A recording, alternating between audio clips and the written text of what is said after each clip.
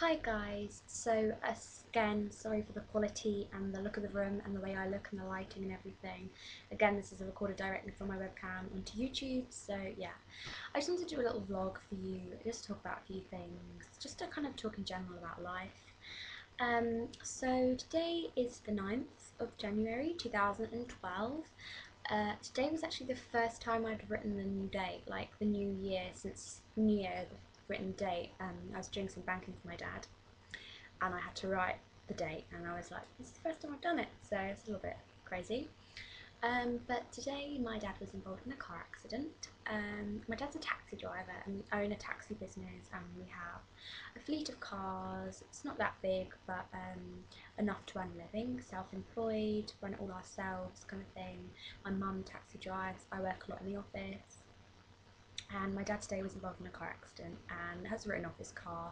He's fine, no bloodshed, but he is very shook up. He's very, very achy. I think he's got quite bad whiplash and he's going to see the doctor tomorrow.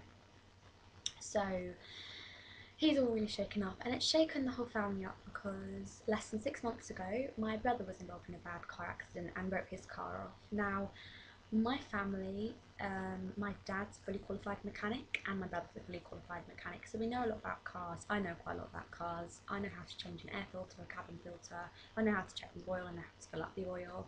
I know quite a lot of things kind of upkeep wise about a car.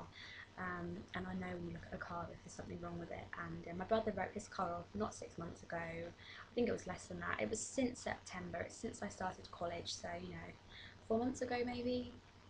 He wrote his car off. He was involved in a very, very nasty accident which involved, I think, 4 cars. It was very, very nasty, and just so happens that my parents actually have done some taxiing work with the man who actually caused the accident, and he was over the limit, so not a very nice thing.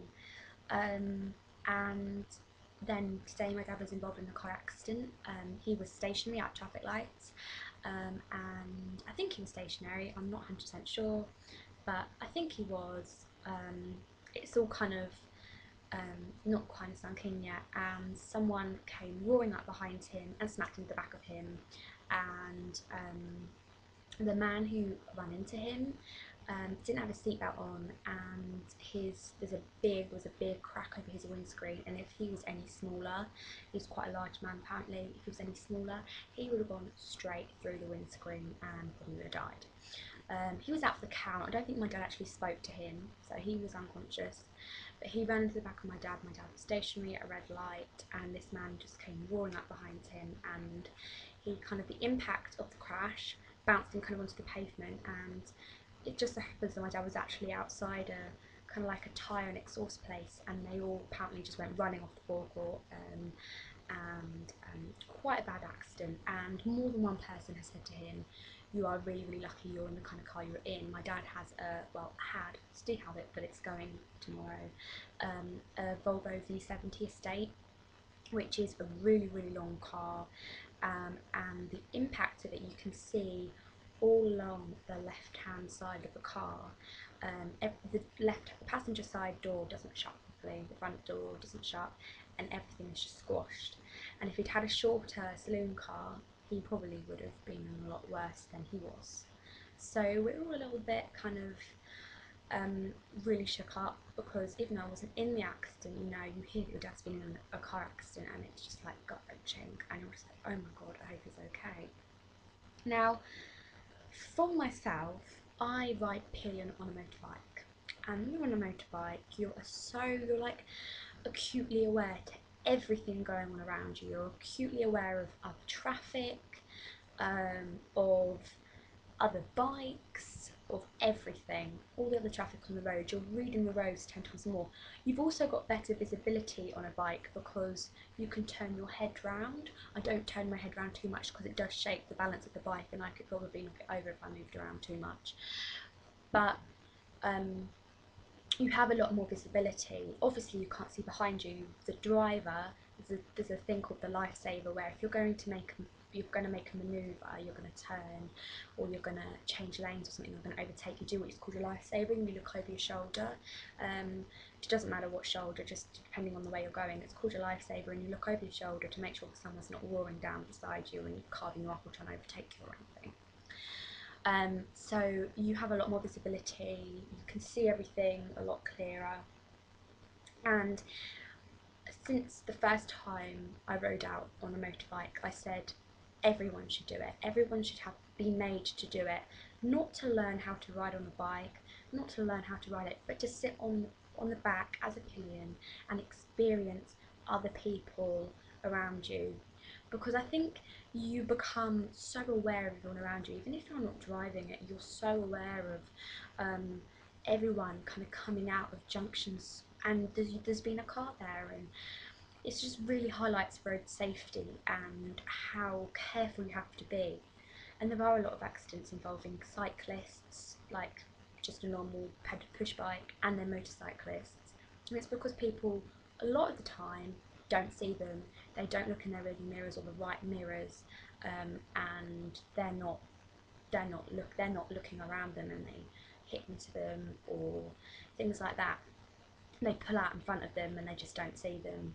They don't look in the correct mirrors. So since driving myself, I do have to say that a lot of other people's driving leaves a lot to be desired, and a lot of people's driving, watching people's driving. I'm motorsport crazy and I'm car crazy. I'm a complete petrol head.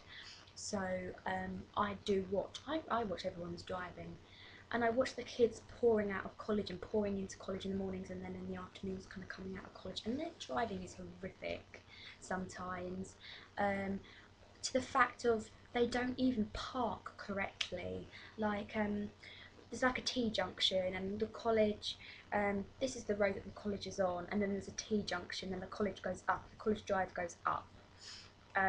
People park here, right opposite where you need to turn in to go to the college. So where you've got a turning, there are people parked right there.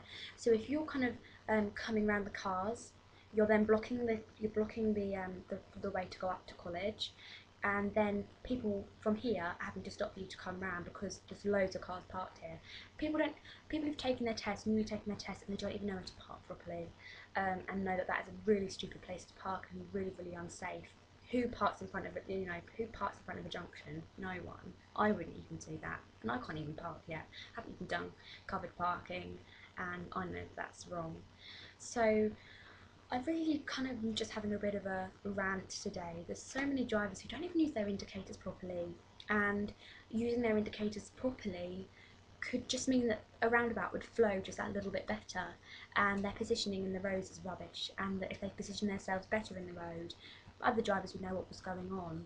People who swerve and leave their indicators on, they're just sometimes, I think, just not thinking about what they're doing, and it just brings to light when you have two accidents, two big car crashes, two cars written off in your family within 6 months, just how unsafe and how much damage you can do to people. If my dad was in another car, one of both his other taxis, he probably would not have been as well off as he is. He probably would be hurt and blood would have been drawn, and he might have broken a bone. And he joked about, my dad's an ex-racer, he used to race oval tracks, and he said it felt like being at the pit straight at Arlington and someone coming up the back of you. Google Arlington Raceway if you don't know about it, but he said it was like coming along the pit straight and someone back in his banner days when contact was as much contact was allowed as you wanted, kind of thing. And the impact was so bad that his chair's actually busted. His his driver's chair in the car is busted as well, and won't work. And he hit his head on full impact, and it's just horrible to think of, and a little bit discouraging when to know that I'm going to get out on the road and start driving soon, and passing my test. I'm learning at the moment. I'm going out and driving with an instructor, but to know that I'm going to be let loose on these roads and that they're really dangerous. So if you're a driver, take a few minutes to think of everyone in your family who may have been involved in a car crash or anything like that, and how you could act to prevent things like that from happening. So I hope you've enjoyed this video. I'm sorry it's not being very interesting and maybe a little bit sombre, a little bit melancholy, that's the word. But thanks for watching, and I'll see you soon. Bye.